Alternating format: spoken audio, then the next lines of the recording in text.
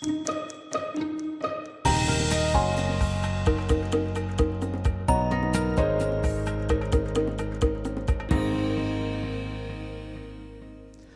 buying power of Latino consumers in the United States is forecasted to reach $1.5 trillion in 2015.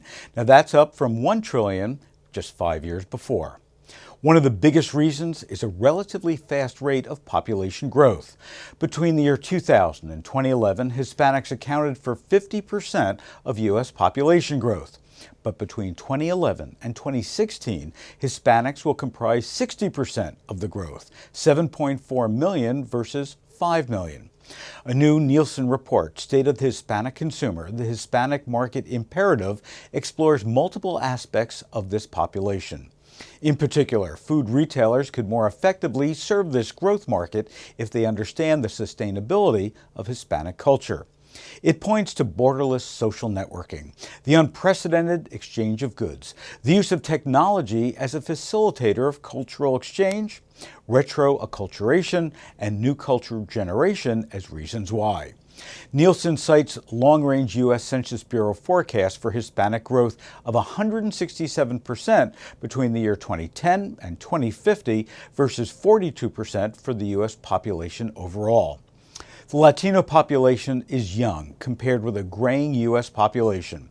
60% of this group is under age 35. 75% is under age 45, making the group key to new consumption. The current median Latino age is 28 versus 37 in the total market population. Here's points to ponder. Hispanics make fewer shopping trips per household than non-Hispanics, but spend more per trip. Hispanic baskets are bigger, $52 per trip for Hispanic Spanish preferred households versus $47 for non-Hispanic white households. Hispanics spend 68% more time watching video on the internet and 20% more time watching video on mobile phones than non-Hispanic whites. The top 5 product categories in which Hispanics index higher than the average U.S. households are dried vegetables and grains, hair care, shortening oil, baby food, and women's fragrances. That according to HomeScan data for the full 2011 period. What's your passion as a retailer? When the Lempert Report continues. ConAgra Foods. With brands like these, we can't help but smile. ConAgra Foods. Food you love. If it seems that retailers and consumer packaged good manufacturers are doing more cause marketing, there are reasons why. Companies sense that coming out of the recession, many consumers are more sensitive to the needs of others. And if they raise prices because their commodity costs are higher, they still want end users to feel that companies continue to do the right thing. They seek emotional connections to help achieve this. Who are today's global socially conscious consumers, and how can companies best satisfy them?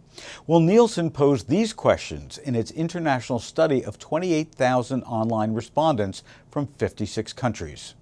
They found many people put their energies and monies where their sentiments are. 2/3 say they prefer to buy products and services from companies that give back to society. 62% prefer to work for these companies, and 59% prefer to invest in them. Notably, for retailers and consumer packaged goods companies, 46% say they're willing to pay extra for products and services from these companies. Nearly 2/3 of the socially conscious group are younger than 40 years old and say that companies should work to ensure environmental sustainability. What's most important? Here are the top 5 causes to support in North America. First, ensure environmental sustainability. Second, improve science, technology, engineering, and math training and education. Third, provide relief following natural disasters. Fourth, protect animals. And fifth, increase access to clean water. The Lempert Report uploads right here 3 times a week with the information you need to stay ahead of the trends. For more, just visit thelempertreport.com.